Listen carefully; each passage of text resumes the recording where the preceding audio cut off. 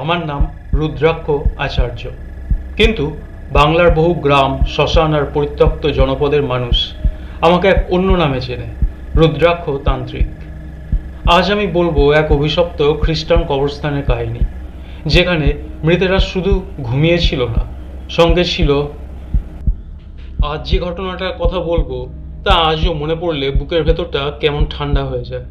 জীবনে বহু শ্মশান, বহু প্রেত, বহু অপদেবতার মুখোমুখি হয়েছি, কিন্তু সেই পরিত্যক্ত খ্রিস্টান কবরস্থানের রাতটা ছিল অন্যরকম।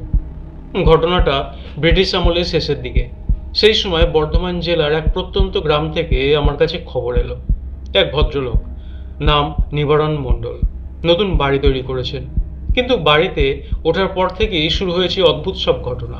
প্রথম ভেবেছিলাম সাধারণ ভূতের উপদ্রব, কিন্তু গ্রামের লোকেরা যখন বলল যে বাড়িটার পাশেই আছে এক পুরনো ইংরেজদের কবরস্থান, তখন আমার কৌতূহল জেগে উঠল।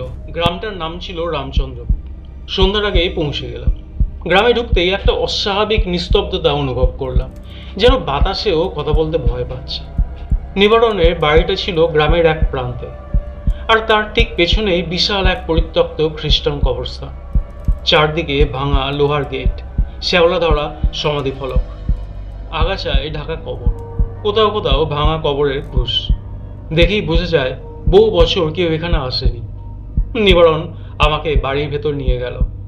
লোকটার মুখ শুকিয়ে কাঠ, চোখের নিচে কালি।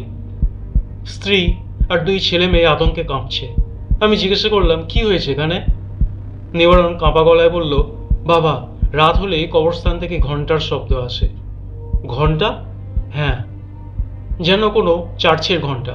আর মাঝরাতে জানলার বাইরে সাদা পোশাক পরা লোক দাঁড়িয়ে থাকে। আমি চুপ করে শুনছিলাম। হঠাৎ নিবারণের স্ত্রী বলে উঠলেন, ওগুলো মানুষ নয় বাবা। কেন? ওদের মুখ নেই। কথাটা শুনে আমার বুকের ভেতর হালকা একটা ধাক্কা লাগলো। সেই রাতেই আমি বাড়িতে থাকার সিদ্ধান্ত নিলাম। রাত 12টার দিকে হঠাৎ ঘুম ভেঙে গেল। দূর থেকে ভেসে আসছে ঢং ঢং ঢং চার্চের ঘন্টা, অথচ আশেপাশে কোথাও চার্চই নেই। শব্দটা আসছে কবরস্থান থেকে। আমি আমার মন্ত্রপ্রত রুদ্রাক্ষ হাতে নিয়ে বাইরে বেরোলাম।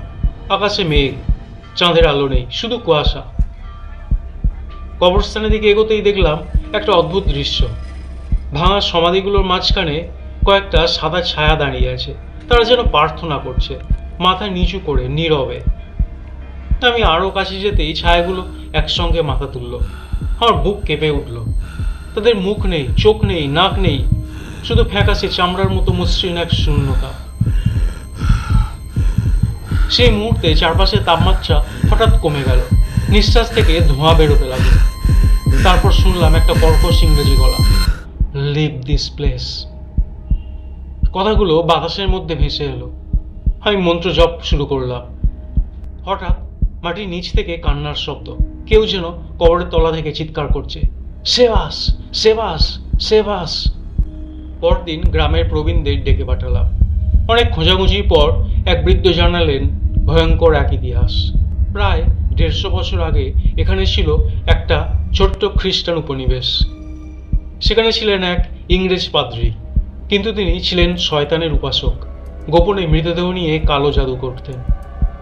এক রাতে তার সেই নিষিদ্ধ সাধনা ভয়ঙ্কর বিপর্যয় ডেকে আনে। চার্চে আগুন লেগে যায়, অনেক লোক মারা যায়। তাদের সবাইকে এই কবরস্থানেই কবর দেওয়া হয়। তারপর থেকেই জায়গাটা অভিশপ্ত বলে পরিচিত। সেই রাতেই আমি কবরস্থানে পুজোর আয়োজন করলাম।